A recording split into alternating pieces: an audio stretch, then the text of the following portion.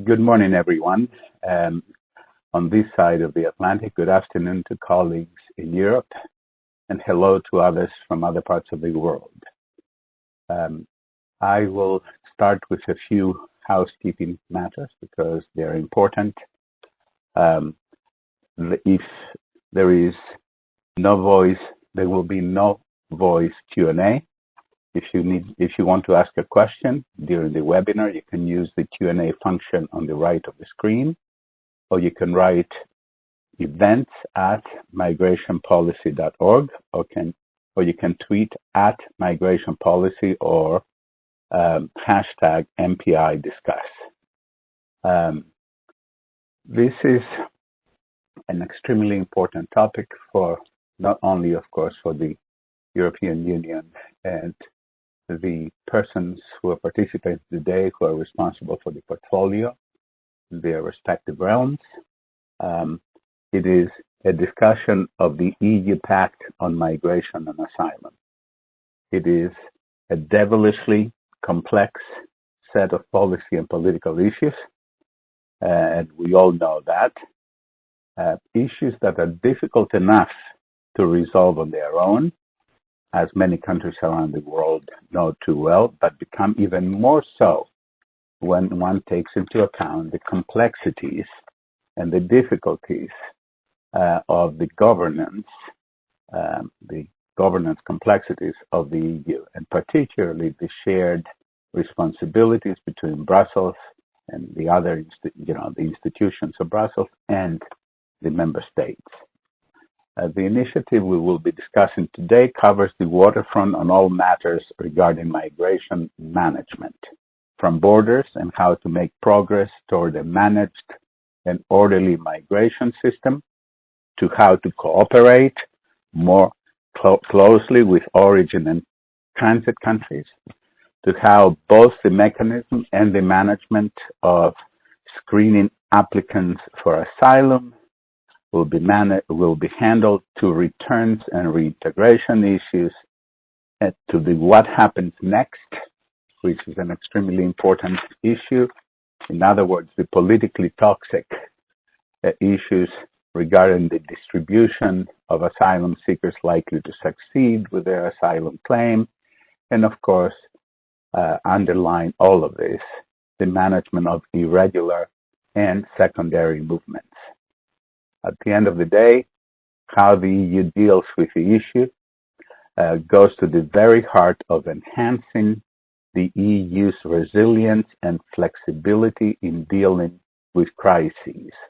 This is a quote from the German Presidency's report on the Pact, and it is correctly stated in my view. And of course, none of these issues occur in a vacuum, as publics who elect governments have widely divergent expectations for the outcome of these processes. To discuss this critical public policy issue, we have, I think, the perfect guests, and I know you will agree with me. We have with us, and this I will identify them in the order in which they will speak. We have Monique Parriott first, who is the Director General for Migration and Home Affairs at the European Commission. She will be followed by Ulrich Weinbrenner, the Director General for Migration, Refugees and Return Policy in the Federal Ministry of the Interior, who now has added in the last couple of years the Interior, Building and Community of the Federal Republic of Germany. And the third speaker, the one who will basically sort of bring everything up to date and help us look forward to the future, we're honored to have Eduardo Cabrita, the Minister for Home Affairs of Portugal. As most of you know, Portugal holds the rotating EU Presidency for the first 6 months of this year. And in that capacity, he's also the President of the Justice and Home Affairs Council of the European Union. I don't want to spend any time or take away any time from the discussion. So I would like to ask Monique to tell us first her views as to where we are and what some of the thinking was in proposing the pact. Monique Pariat. Thank you, Dimitri. Good afternoon, everybody. Good afternoon, Minister. Very nice to be with you this afternoon and discuss on where we stand on the new pact on migration and asylum. As you know, this pact was presented in September by the Commission after a very intensive consultation process with all member states, with the Parliament, with different stakeholders. I think the objective of the new Commission, and when I say the new Commission, it's obviously a new college, but in this new college you have a new president, but a new commissioner dealing with migration. I'm also new in this job because I joined DG Home in January, so we were a brand new team, if I can say so. And the purpose was really to take a new start, to propose a new start on that, but building on the experience of the last 4 to 5 years where all our endeavors to put in place a more resilient and sustainable system for migration had failed. So we tried also to take a comprehensive approach from, migration starts somewhere and ends somewhere.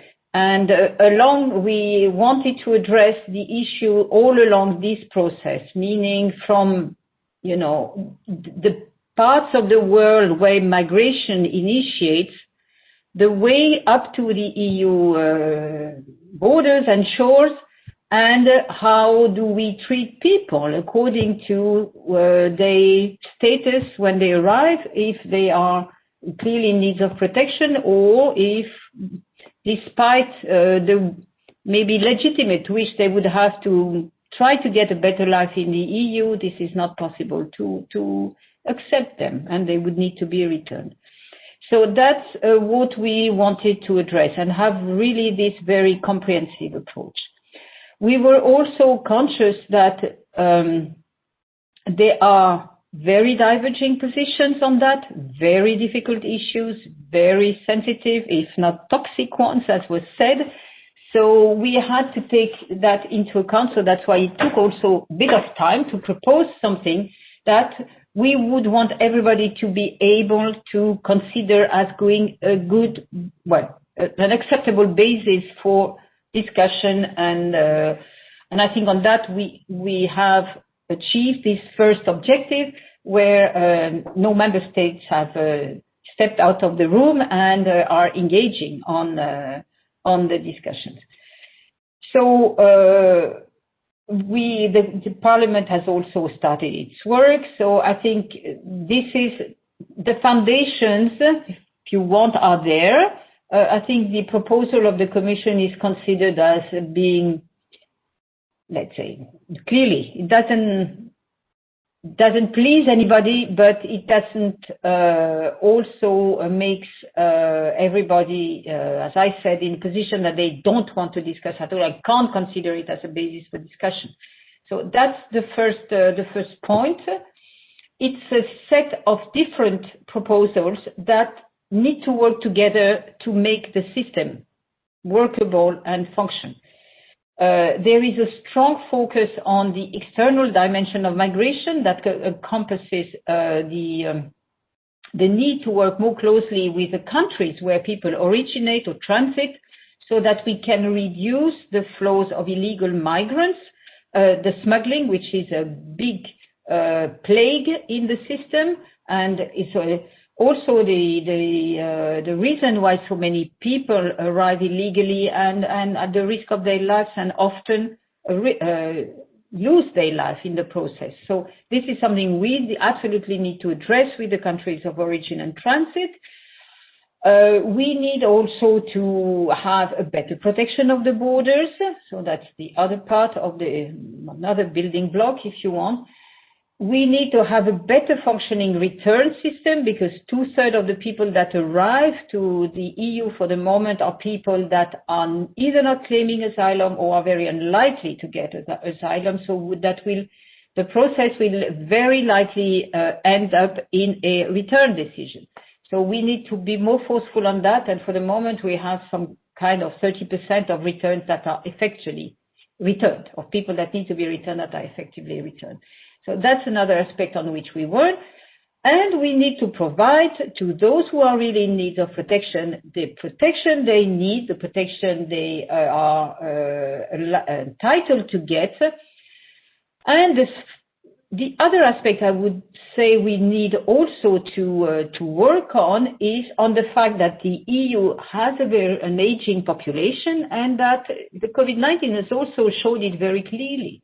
We need also people from other countries to fill job gaps that we have, and so we need also to better organize legal migration pathways so that we can reduce the irregular one, and that's also part of the comprehensive partnership that we need to discuss and to set up with our third country partners. So that's really and the last aspect is obviously that by reinforcing the external borders, it puts a burden, if you want, on the shoulders of the first entry countries. So, which is the philosophy of the Schengen area and an area of free of internal borders. But these countries cannot be left alone on managing for the rest of the EU security issues and migration flows. So that's why the solidarity component is very important, and we have proposed a quite innovative way of providing a mandatory solidarity, not only by relocating people, but also by other ways that could meet the reticence of some countries to have an automatic relocation of people. That would also not increase, how do you call that? Be an incentive for people to travel, and pull balls, that could be pull factors, and also to provide effective ways to support countries on which the burden may be a bit higher. And as you can understand, this is a bit the core of the discussions, because it's very sensitive, how we find the good trade-off between the responsibility and the solidarity aspects of the migration. This is where it failed under the last mandate, under the last Commission, and this is where we have to find a pragmatic but efficient way to make it function, to be predictable, and to be a real support to the countries that are in the front line. So that's, in a nutshell, how I would describe in a very synthetic way the content and the rationale behind the pact. To add one thing also is this pact is what we propose in September is building also on part of the proposals that were already put on the table in 2016, so that we factored in and that it complements that. But we have also a number of other new initiatives that are due to come in the course of this year and even at the beginning of next year. And if I have a minute, I will say a word on that. So the progress achieved during the German presidency, as said, the pact was presented end of September, so de facto half of the German presidency was already eaten up when we arrived with the pact. So it was clear that the German presidency couldn't go very far, but I think we made substantial progress on that. We had a number of discussions at ministerial level that were very good to get the reactions of the member states on the pact and to know what they can support and where there are difficulties. To be honest, and there was nothing really new in that, but I think it was good to clear up the field and see where everybody stands. And I would like to thank the German presidency for the efforts in advancing the work on the pact, and during that time the work at technical level was also initiated. So with the Portuguese presidency, and I will let the minister talk about that, but we had last week an informal ministerial meeting with that was very well prepared by the Portuguese Presidency with very clear questions to the member states, and where I would say we see that despite the difficulties, and it is difficult, member states are willing to engage at different levels with a lot of caution, but I'm an optimistic person, so I want to think that things will work in the right direction. But it requires that everybody to show a bit of courage to get out of the, comfort zone and saying we like that and we don't like that. So what we want from them now is to tell us, okay, you don't like that, but please come with what you would like or would be ready to do. And I think the Portuguese Presidency has very well understood that and is driving the discussions in that direction. But the minister will say more on that, and is obviously very knowledgeable on that.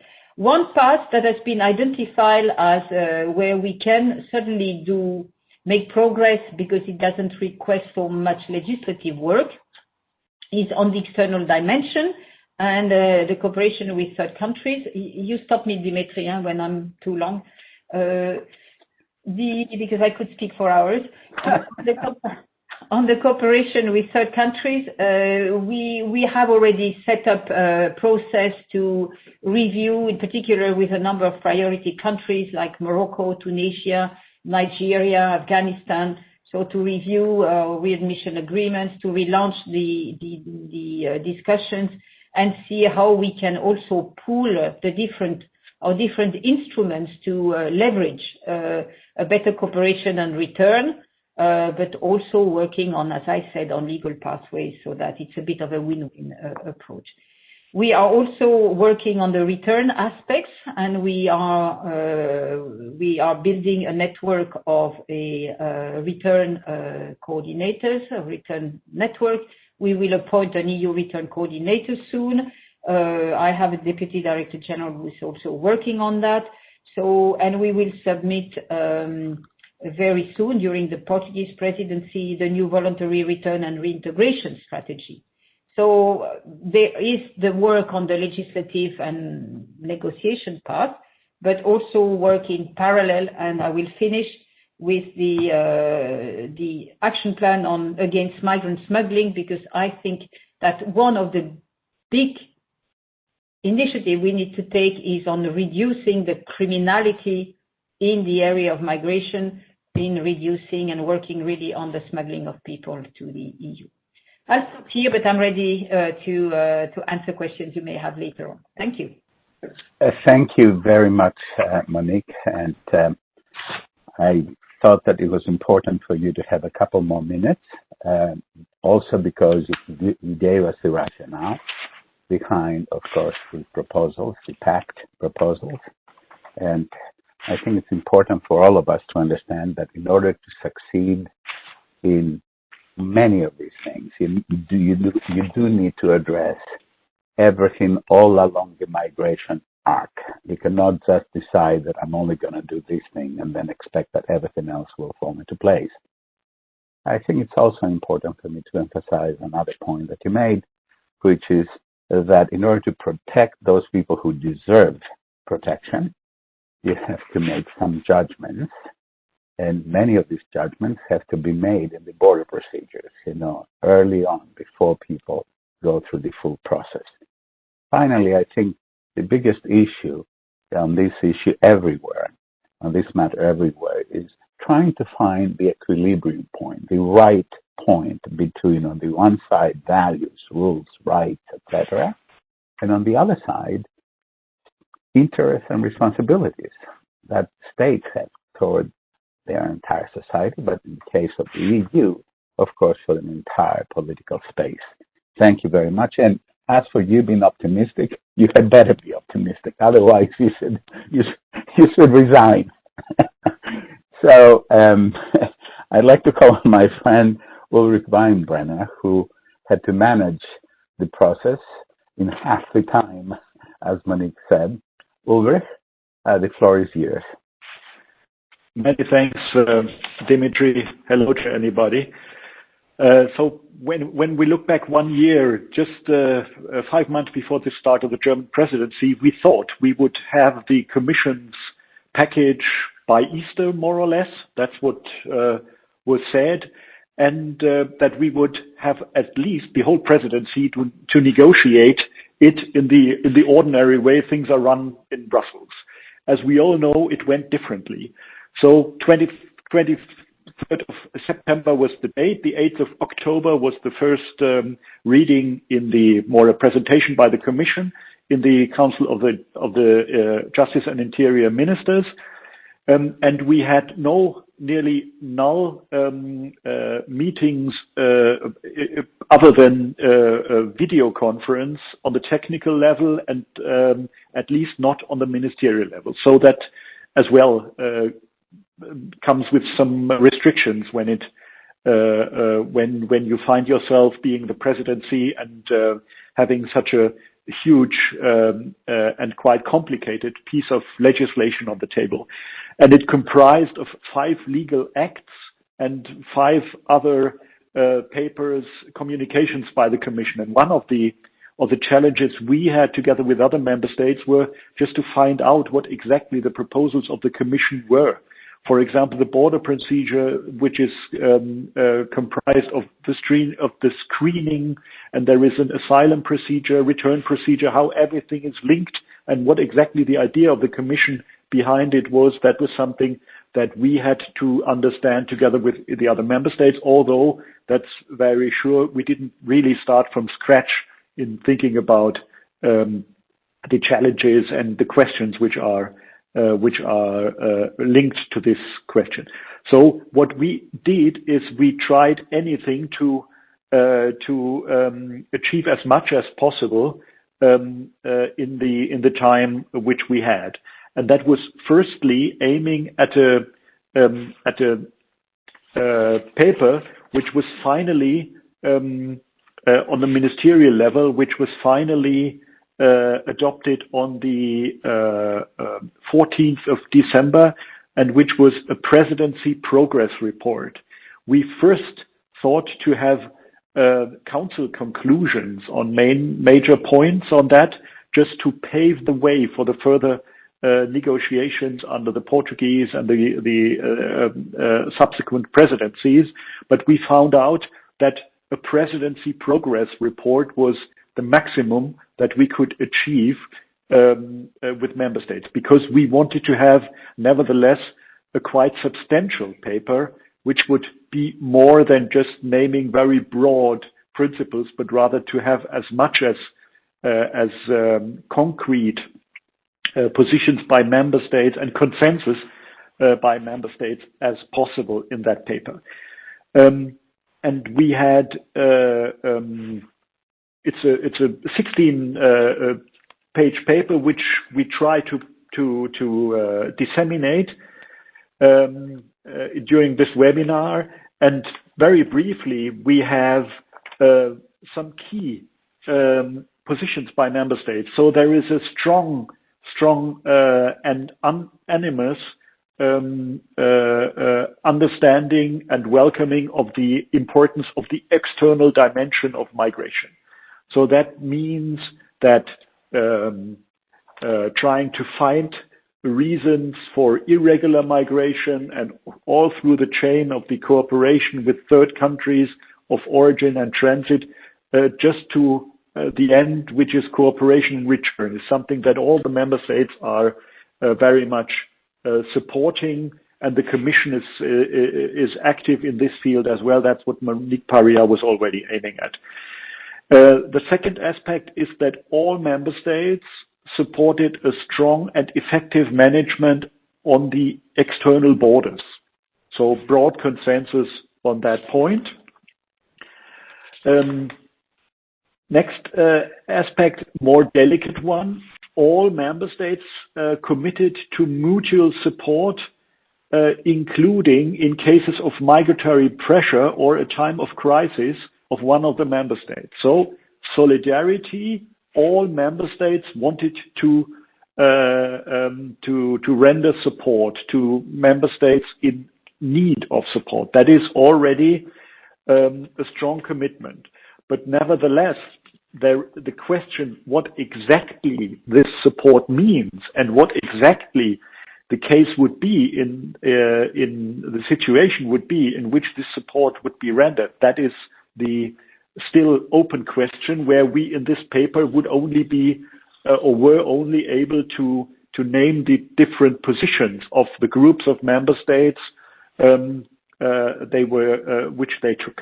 So that is very much a state of the art of the discussion, this paper on the 14th of December, but at least it paves the way for further discussions on the different aspects. And the most political sensitive question, solidarity and responsibility, is something that could not be solved in 3 months, and I'm not sure whether it could be solved under the Portuguese presidency, because that is really the main and the most complicated question when it comes to migration and to the new pact. So I think that there is some progress we made in this field. I will only very shortly refer to the trilogues where we were able to finalize the trilogue with the Parliament on the visa information system and on the monetary fund for migration and border protection. We were not be able to finalize the trilogue to start the political trilogue really when it comes to the asylum agency and Eurodac, which we very much would like to have. And we have been in touch already with the rapporteurs of the Parliament, but there was a strong blocking minority by a group of member states, by two groups really, who said that they only could make progress in a kind of package approach, so that they would not be willing to take out the asylum agency and Eurodac out of the package, although in substance they agreed on what was the result of the negotiations. And we would very much like to have these things put out, but that was not possible. And I hope that the further presidencies will be able to do so, because although there are good reasons for this package approach, because there are lots of interlinkages between the different pieces of legislation, but the agency and Eurodac do not belong to this in substance. And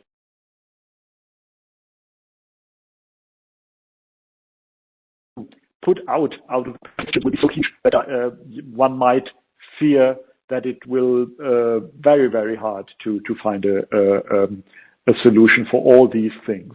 So that is, in a nutshell, what we achieved, and I'm very confident that the dossier is now under the Portuguese presidency in perfect hands, as we have a very strong and experienced European negotiator.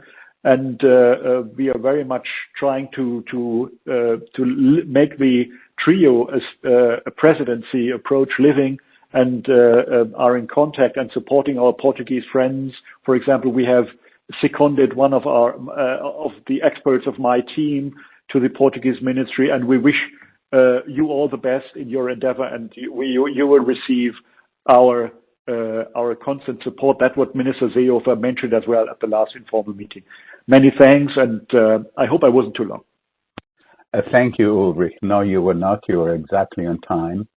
And Minister, before I turn to you, I wanted to express the solidarity, I'm sure, of all the people, the entire audience, with the Portuguese people in your struggle to contain the health emergency.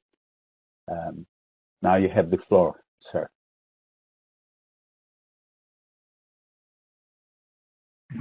To all of you, good morning to our American friends, good afternoon to our European listeners, and thank you for the invitation to be with you in this important discussion in one of the most crucial themes in the Portuguese presidency of the Council of the European Union in the area of home affairs.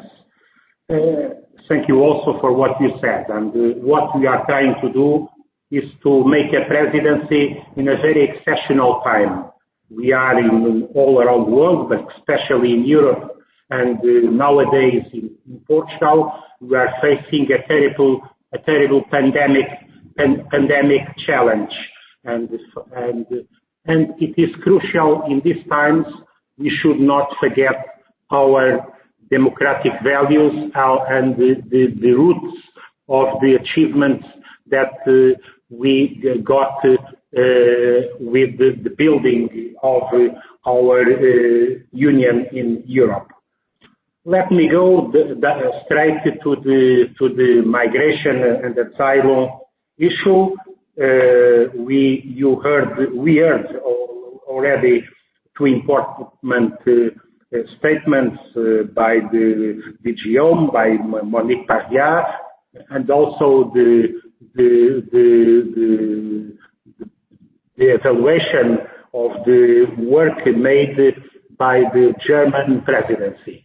And I think, first of all, is an act of political courage what the Commission made to present such a huge legislative package, as Monique said, as a complete new start. And we supported, during the trio work, we supported our discussions with Vice President Margaritis, Skinas, and also with Commissioner Ylva Johansson. We supported this approach. As in the last 3.5 years, I have in this position as Portuguese Home Affairs Minister, I saw as we had a deadlock in some way in this field. And also we recognize the huge effort that the German presidency made, in fact, not in a semester, in fact, just in three months, and Ulrich made a good outline of the presidency report that was presented to last December Ministers' Council. First of all, let me explain our approach as Portuguese presidency. Migration is a natural thing in the world. Portuguese have an experience of migration. There are Portuguese all around the world. I have part of my family in the United States, part of them already born there, and that is the Portuguese tradition. We know very clearly this. But now all Europe is getting old, and we are receiving, also in Portugal, we are receiving people coming from other countries, and they have a positive contribution to our economies, to the melting pot of our cultures. They have globally certainly a positive contribution. That was what happened. That's the history of the United States. That's now perhaps the present and certainly the future of Europe. That's why for Portugal we should have a global, a comprehensive approach on migration and asylum issues management. Because now we are in a different position comparing with 2015 or 16 situation. In 2015, as you know, we had around 2 million people coming to Europe as refugees or migrants, and most of them were located in Germany. Chancellor Merkel had a very important approach to receiving more than half of these 2 million people, and other countries, including Portugal, at our size, took a positive approach on that. But Europe was not prepared. Europe failed in the global answer to this critical situation. Now the situation is different.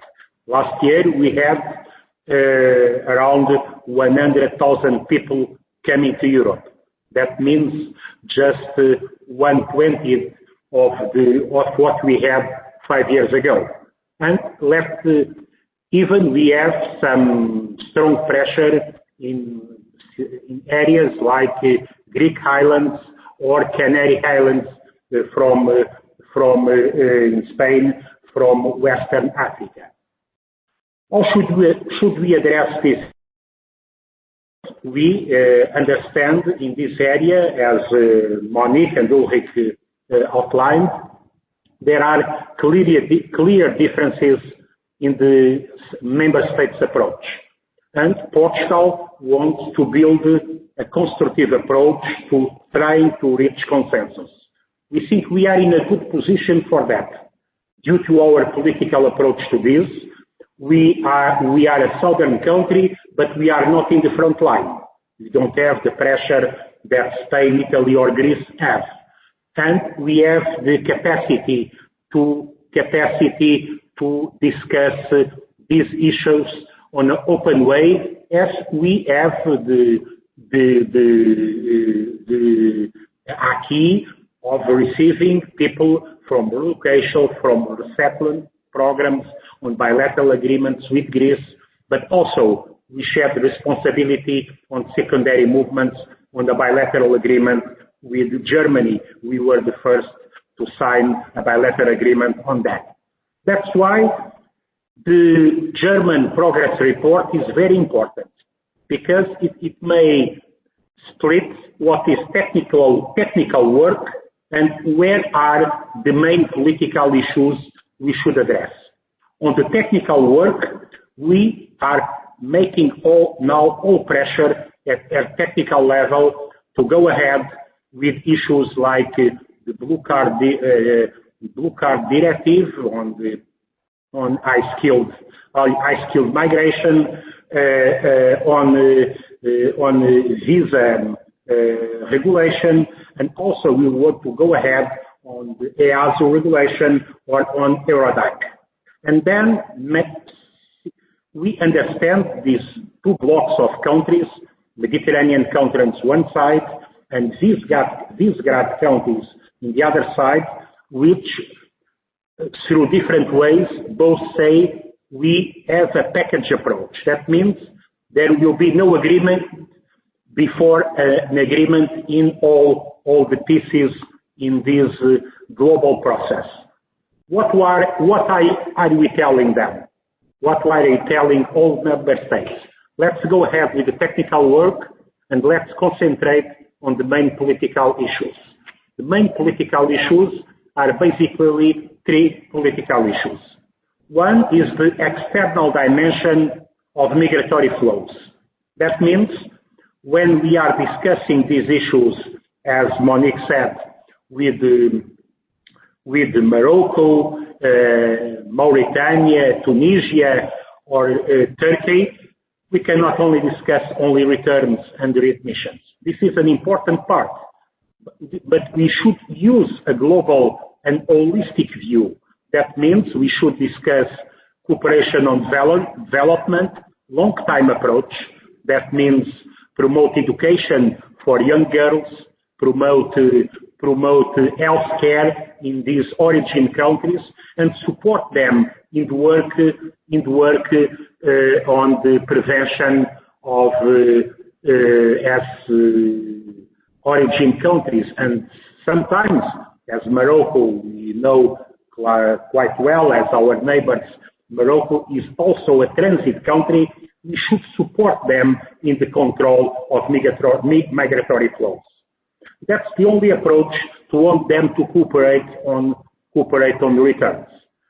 Another way, we should also offer a path of hope to people from these areas.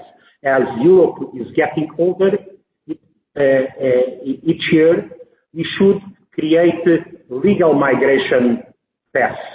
That means we should offer on these countries, we should act with a very harsh way on the trafficking of human beings, on smuggling, but we should open also way to legal migration agreements.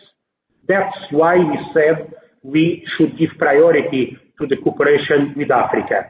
That's Portuguese tradition, strong connections with Africa. And that's why we intend to hold next May a ministerial meeting between European Union countries and African countries on management of migratory flows. Second area, how to share responsibility in the control of our external borders. We gave a new mandate to Frontex. Frontex has now, for the first time, an armed body, a common European armed body, working as European Coast Guard and Border Police, working with the national police. But we should also, on this area, we should not put all the pressure to border controls, to pre-screening controls on the frontline countries. And this is sharing responsibility. That means to have Eurodac regulations, Eurodac working.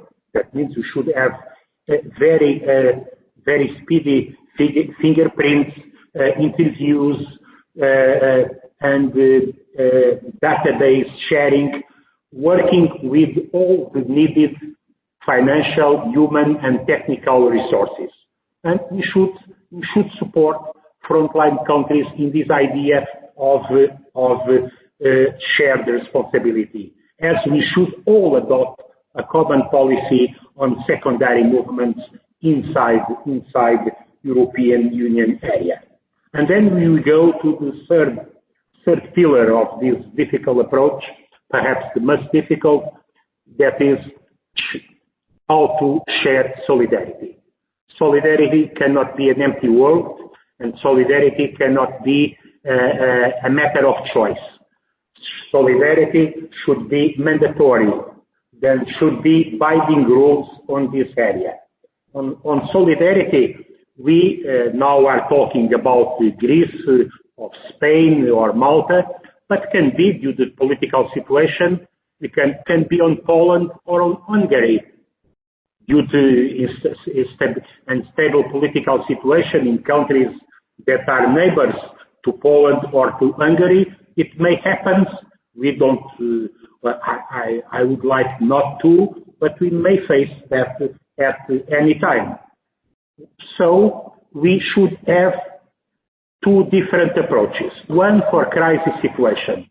In crisis situation, relocation mechanisms should be, on crisis situation, relocation mechanisms should be mandatory.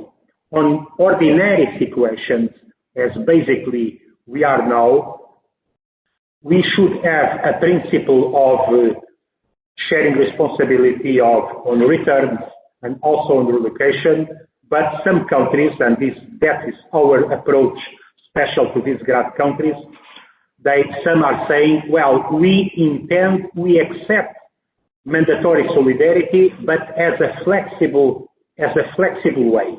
And what we are asking Poland, Czech Republic, even Hungary, is saying, well, that should not be a null content. We should say very clearly what are the catalog of ways to show effective solidarity. And we admit to propose, we intend to present a new progress report in March, in the next ministers' meeting. We admit that solidarity can be support to origin countries. Solidarity can be support to border controls. Solidarity can be support to training missions and or support to mechanisms to support our agencies like Frontex, EASO, or to support the interoperability data systems. That is why we are trying to approach southern countries, saying we should share with them the burden for border controls, and we are approaching this Visegrad bloc, saying we should say very clearly what is this concept of flexible mandatory solidarity. The important way is, and that is the constructive approach we should have, they are now, there is a clear majority in countries like Poland of Czech Republic in last week meeting clearly admitted this idea of flexible solidarity. And now we expect is let's build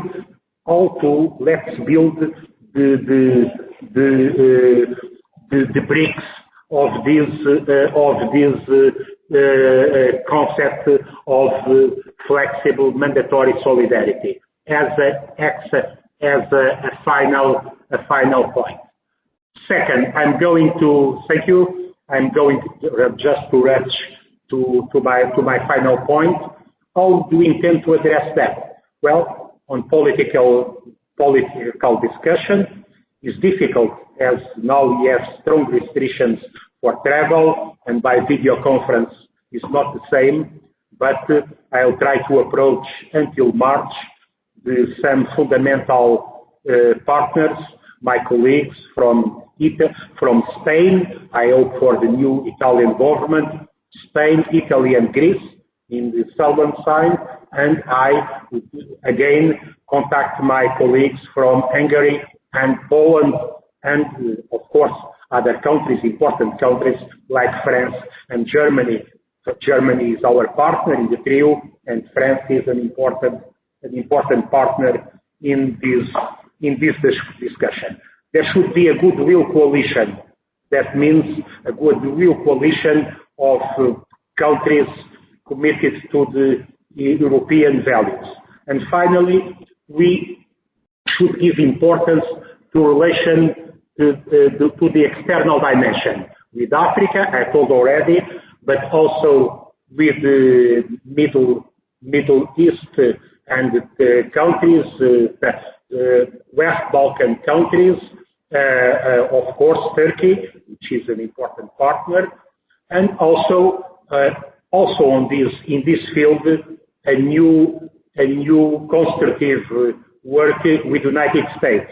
In our presidency agenda, 12 in Lisbon in June, a meeting in justice and home affairs area, in my case, with the new Homeland Secretary from the new Biden administration. I hope it is possible for him to come to Lisbon and to also in this area to have an open discussion, as this is a global approach.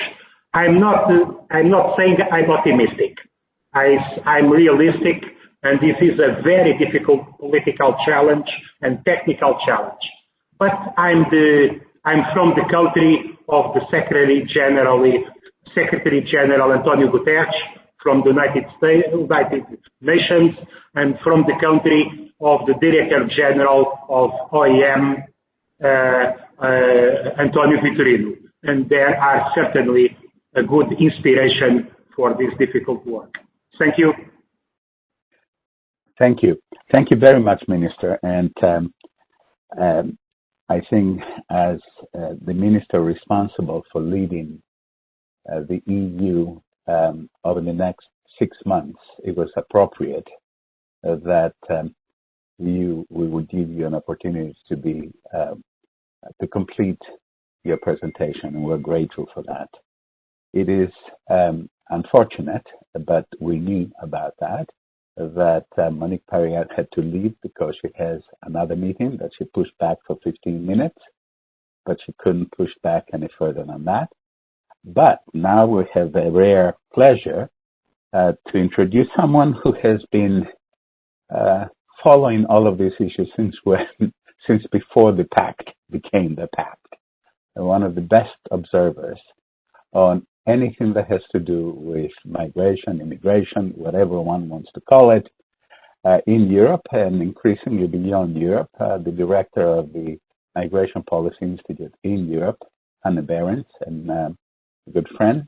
Hanne, I saw you relaxing, sitting back, and taking all this in. So give us some of your wisdom, and then we'll move to the Q's and A's.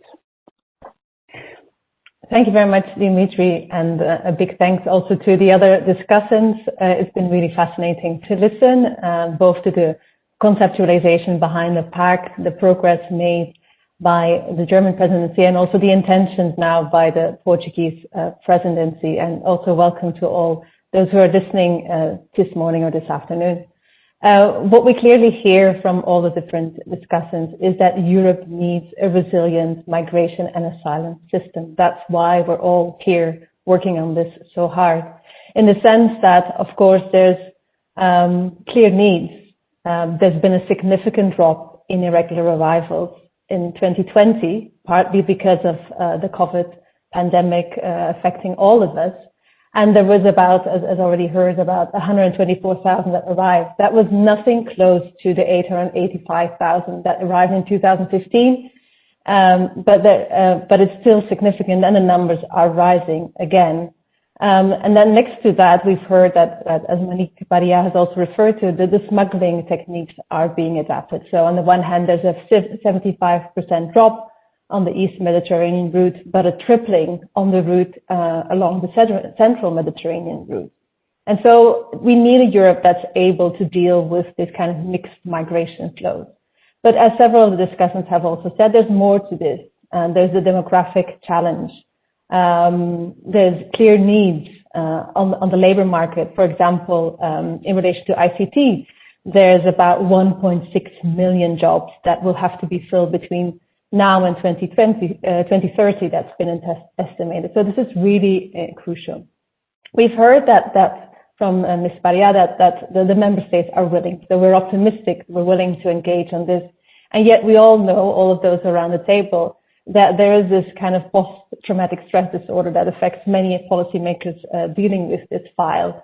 We are really worried about seeing the ghosts of the past reappear, to see the kind of policy trench wars reoccurring, and the kind of really intractable positions being taken up. And that's why we're all looking forward to the Portuguese presidency, because even though the minister said he has a sense of realism, we associate a kind of positivism with the Portuguese and how they have dealt with this file over the past years. On the external front, we've heard very clearly that yes, there's a lot of ambitions. We know from the progress reports, but other sources of information as well, that there's a strong support. There's almost unanimity on this issue, and there's huge ambitions tied to what the EU and the member states want to do on this. The pact has clearly conveyed the willingness or the will to engage in a different kind of style and tone with third countries, and to make sure that we negotiate with our counterparts in a more kind of balanced way. How we will translate that declaration of intent into something very real on the ground will have to be seen, but the examples given by the discussants in terms of return really clearly show that if we drill down, common interest can be identified on all partners around the table, and this is really crucial. When it comes to what several discussants have identified as some of the most kind of difficult or sensitive elements of the pact, the solidarity element, there again, we do see progress in the sense that not only, as Ms. Paria has outlined, have we tried to deal with and inject an element of solidarity from the moment a person arrives at the external borders to the moment that person is integrated or returned. But we've also gone much more operational than we have in the past. We're really trying to make sure that we understand very well what it means to be solidary in this area. But we've gone beyond that. We've dared to contemplate that we will not have to do all the same task when it comes to solidarity. We're willing to really differentiate and think through what the capacity, the political interests are of the different member states, and think through what the catalogue, as the minister has said, the kind of different menu of options that are on the table in terms of solidarity. And this is not actually a very foreign idea. A lot of systems organize themselves in this way. If we think about, even the human body, a football team, we differentiate tasks, and that ups the predictability of how we work. We know who will do what. We know who to turn to when something goes wrong. But there's two things that I would like to ask or raise in terms of this issue. The first thing is, yes, it's interesting to differentiate those kind of tasks. The question is whether this is a viable strategy in the kind of more medium term.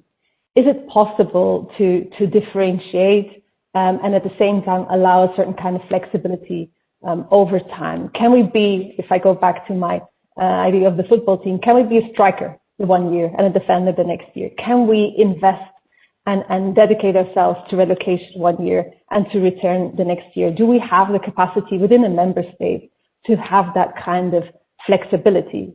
And does it make us particularly vulnerable to the outcomes of national and regional elections in that sense? And so the question that I have is, to what extent do we also need a parallel track where we think about a kind of almost professionalization of solidarity, that we have a kind of a solid basis that allows us to draw back on in cases of extreme increases in arrivals or difficult agreements and negotiations that go on. And in that sense, if we want to have that kind of more resilient EU migration and asylum system, the question is, and that goes back to what also Mr. Weinbrenner was saying, can we then afford to have the file of the EASO, the European Asylum Support Office, this file that's supposed to translate and change this EASO into a full-fledged EU agency? Can we allow that to be tied to the whole package?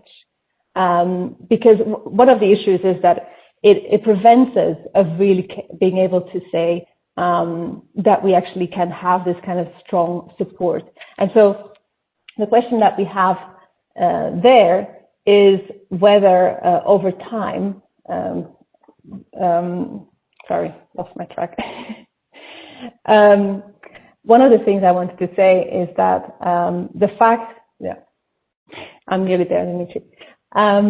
The question that we have there is that having one agency, one protagonist in the migration asylum system being very strong, having had its mandate changed 3 times in the last 5 years, having had its budget and its staff increase in such a significant way, that's maybe a really important issue, as the minister has said. But at the same time, if it dwarfs the role and the potential of the other agency, which also has such a strong, important role in this area, are we not putting ourselves in a risky position? Should we not also seek to detach those 2 files and really invest in that? And that's, and I'll finish here, is also because we need successes. We need small, bright lights in this kind of dark tunnel of negotiations that we've had over the last 5, 6 years. It's so important that we have that kind of momentum going, that we have the energy going to really continue and hopefully bring this to a good end. Thank you, Dimitri. Thank you, Hannah. And I must say that this has been one of the richest conversations on a topic that actually requires that we spend, a day on, if not much longer than that. But I do want to take the time and ask the panelists a couple of the questions that came over the transom, as it were, from the audience. And I will start with a question about how, and this would be a question directed to Minister Cabrera.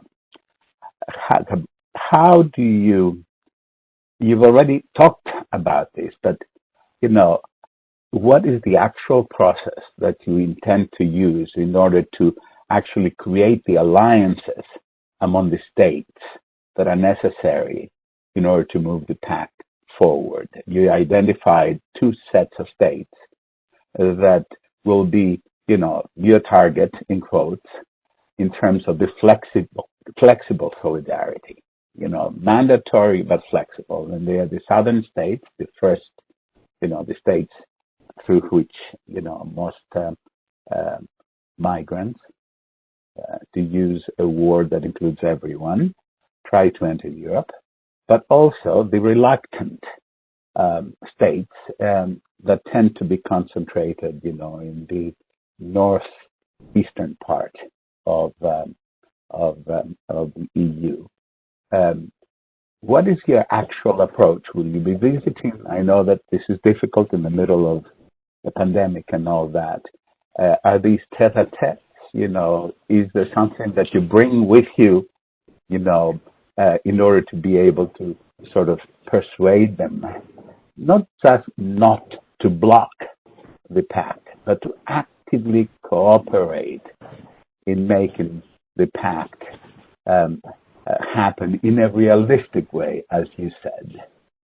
And I took note of the fact that you talked about a package approach, and I know that the package approach is the most appealing way of negotiating. This way you give and take at the same time, but it's also the most difficult thing to do because there are too many moving parts. But your reputation precedes you, Minister. You're going to give it everything in order to make it happen.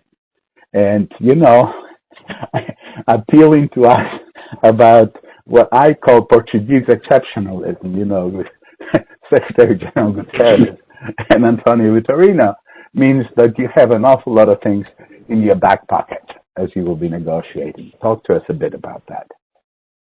Thank you for this very difficult $1 billion question. What I said and was referred.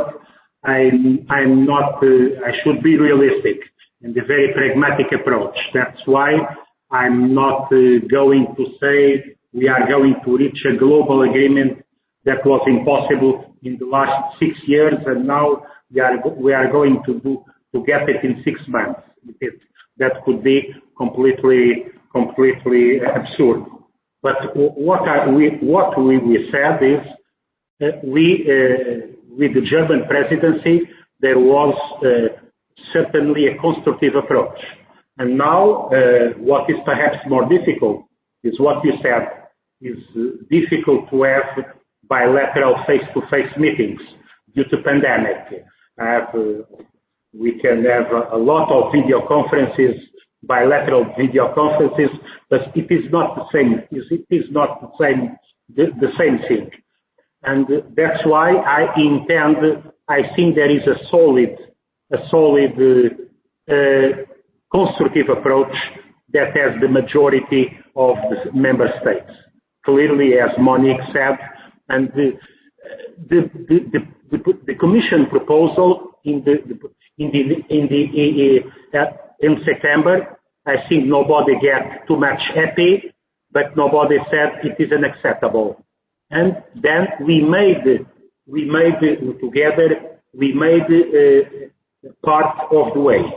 And now we should concentrate in all these technical aspects, like what now was said by Anne on the importance of EASO, for example, or the importance of Eurodac, or the Blue Card Directive as a symbol of legal migration path. We should go ahead and say, if you agree on this, why block it by political global reasons? And on the main political reasons, I think there is a majority that wants to reach an agreement.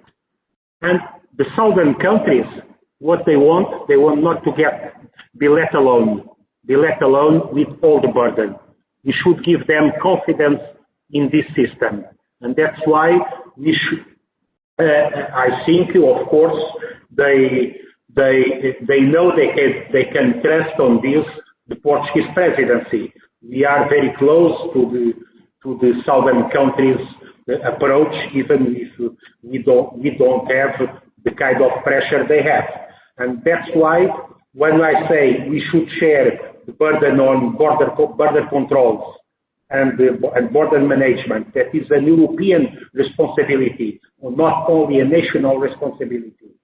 And also on solidarity, we should have clear criteria for crisis situation, but also for normal situation. that is a problem of confidence. And what I get from Fernando, from Spain, from Luciana, from Italy, and from Notis from Greece, my three colleagues, just to say the three largest countries in the southern borders of Europe, they say, well, we trust you in this approach.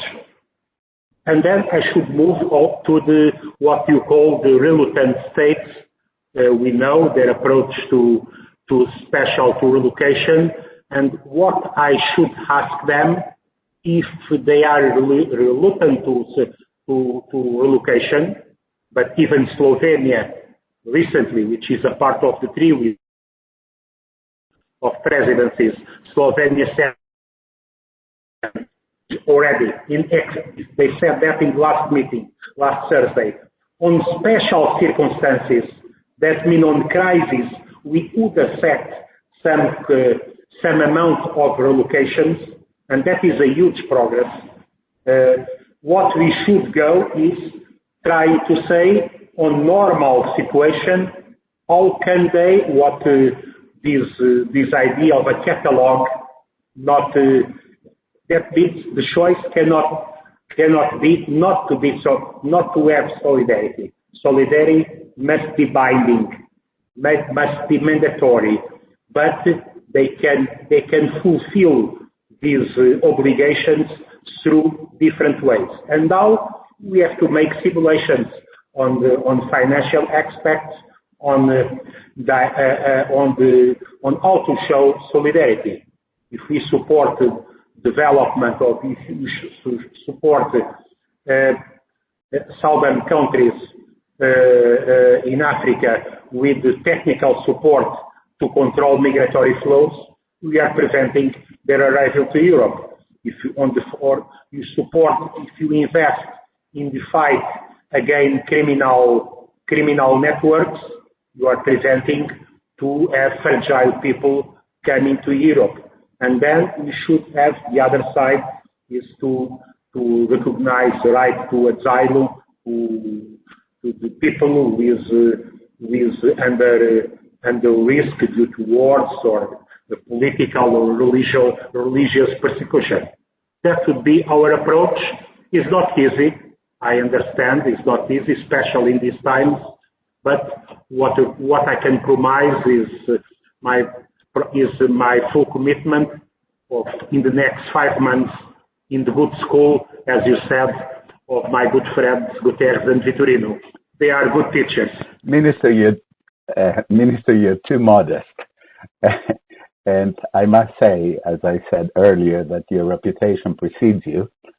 I've always thought that for some reason, maybe it's location, maybe it's the water,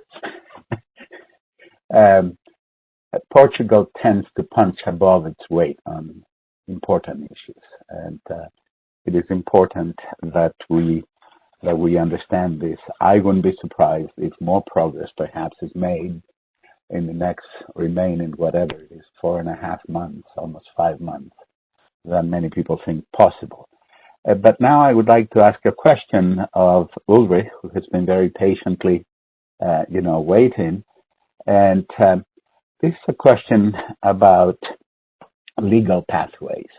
We've heard from virtually all of the speakers that having, sort of greater opportunities, opening up more legal pathways for people to enter Europe for all of the reasons that we heard, from the demographics, to gaps in terms of qualified people, etc., etc.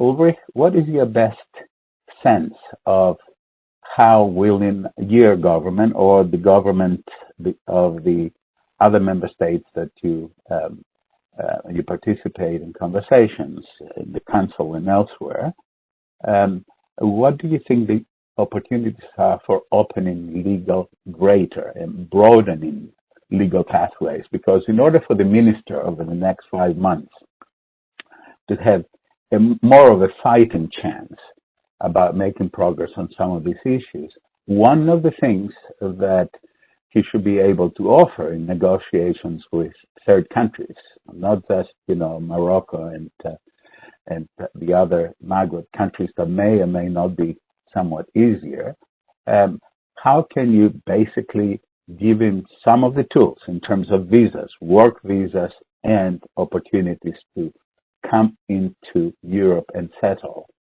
in order to be able to make his approach to these countries, Europe's approach to these countries, more successful? Many thanks, Dimitri. So, as I said, the so-called external dimension is something that all the member states agreed upon. That cooperation with the countries of origin and transit has to be improved and always have to be checked how to positively influence migration when it comes to prevent irregular migration and facilitate returns. And naturally, legal pathways are a part of any kind of a cooperation between member states and the European Union with countries of transit and origin. You can only address North African and other countries in offering them legal pathways, in offering them visa leverages and so on, or at least ways to easier get visas. Only if you come up with such a combination of offers that you will finally result or having the result that they will better cooperate in return of their nationals. There is the blue card directive which we had on in the trilogue, which is the Commission's proposal, which is a good one, which we were able to proceed. But that was only possible after the Commission has modified its proposal. In the beginning, the Commission said that only European-wide legal provisions for qualified migrant workers would be acceptable, and that all member states should adhere to this level, and no individual member states program should be possible anymore. And that was not acceptable for Germany, frankly speaking, and for a number of other member states. There is the blue card on the European level, but nevertheless, the labor market in the member states is so different that there should be individual member states programs adding to the European blue card thing. And we had such a very considerable piece of legislation entered into force 1st of March last year on the German level, so just with the beginning of COVID. Not a very positive coincidence, but nevertheless, there are some good results already. But the question very much is, what is the level of education, the level of skills you are asking for? And that's part of the blue card as well, when it comes to IT specialists, you would very much lower the level of education they bring rather than their knowledge in IT. In running IT systems and in the IT sector, but the question is how will you estimate that in the country of origin or in your country, and you will avoid any kind of irregular migration through that thing. So in principle, there is a big consensus, but the question is very much first what especially the level of competence is, because I can hardly imagine labor markets who are in desperate need of low or no skilled workers. That is no more really the challenge and the development of the labor markets in the European Union, and think that I think that is something that all share. On the other hand, last remark, when it comes to avoid irregular migration, when it comes to avoid the poor guys, let me put it like this, from Morocco, from sub-Saharan Africa, from the Sahel region, who can afford to pay a smuggler and try desperately to make their way to Europe somewhere, to make a living there and to support their families back home. The question is very much whether a legal pathway would very much be able to compensate this struggle for a better life. That can only be a reason in a limited number if you take these examples. So that has to be part of a cooperation with the countries of origin of transit, and a really considerable part, but that will not, in the end, I'm quite skeptical about that, really stop irregular migration, because not all of the people who want to, who are striving for a better. So we have actually run out the clock, as it were. And I would love to hear from both of you because, you know, both you and the minister have put on the table really thoughtful ideas, realistic ideas.